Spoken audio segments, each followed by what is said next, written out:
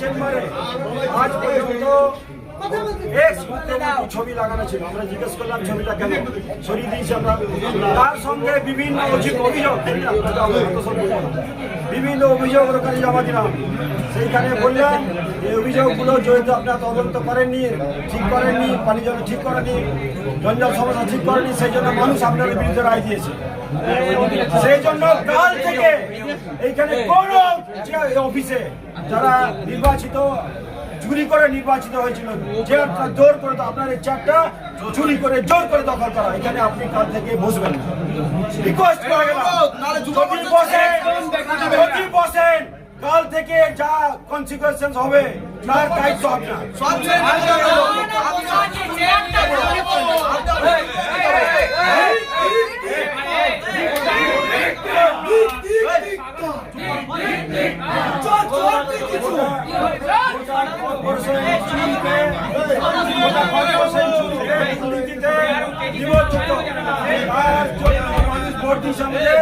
আপনাদের কাছে আমার রিকোয়েস্ট, চুরি করে পাওয়া এই চেয়ারটা কাল থেকে বসবেন না, কাল থেকে বসবেন না। এইটা আমরা আজকে ভালো করে বলে দিলাম, বাকি সবাইকে আপনারা বলে দেবেন। কেউ জানে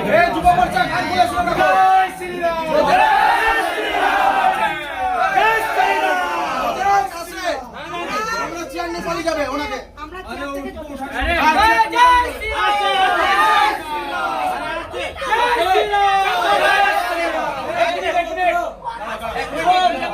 আপনাদের প্রত্যেকে মিলে আমাদের মতন ক্যান্ডিডেটকে দাঁড় করিয়ে হারিয়ে দিচ্ছেন।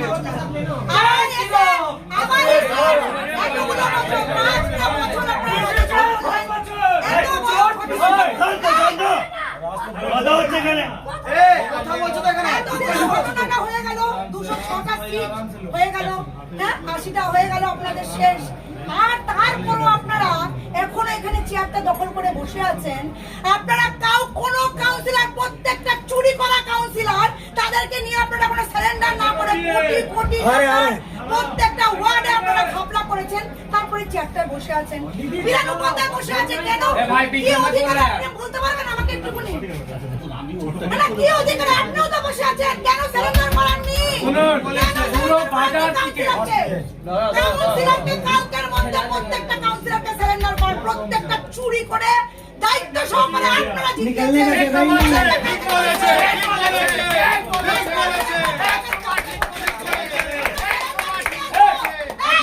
আমরা কাউকে সারেন্ডার ওই লিস্ট দেখবো, প্রত্যেকটা কাউন্সিলর এখানে সারেন্ডার করে গেছে। যদি না হয় যুব মোর্চা থেকে যা কিছু হবে এই অন্যায় ব্যবস্থার আপনারা কোনো ব্যবস্থা নিতে পারবেন না। যদি কিচ্ছু হয় তার দায়ী আপনি, আর সব কাউন্সিলর চোর, তার সর্দার আপনি আছেন। তার সর্দার আপনি আছেন, চোরদের সর্দার আছেন আপনি। দেখুন আমাদের একটা রিকোয়েস্ট, যুব মোর্চার প্রত্যেক ছেলে একটা রিকোয়েস্ট করেছে, আপনারা চুরি করে জিতেছেন, আপনারা চুরি করে জিতেছেন দাদা, আপনারা চুরি করে জিতেছেন তো এই চেয়ারের অধিকার আপনাদের নেই। কাল থেকে আপনারা অফিসে আসবেন না। আমার যুব মোর্চার ছেলেকে বলা রইলো, অফিসে আসবেন না। আমাদের রিকোয়েস্ট এটা। আমরা দেখুন অনেক কিছু করতে পারতাম, কিন্তু আমরা কিছু করিনি। আপনারা পোস্টপোন ভাবে তো বহুত ক্ষতি করেছিলেন আমাদের কাজ করার।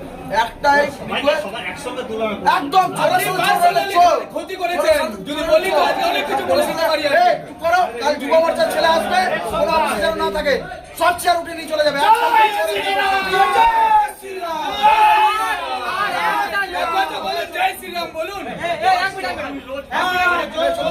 একটা কাগজ যেন বাইরে না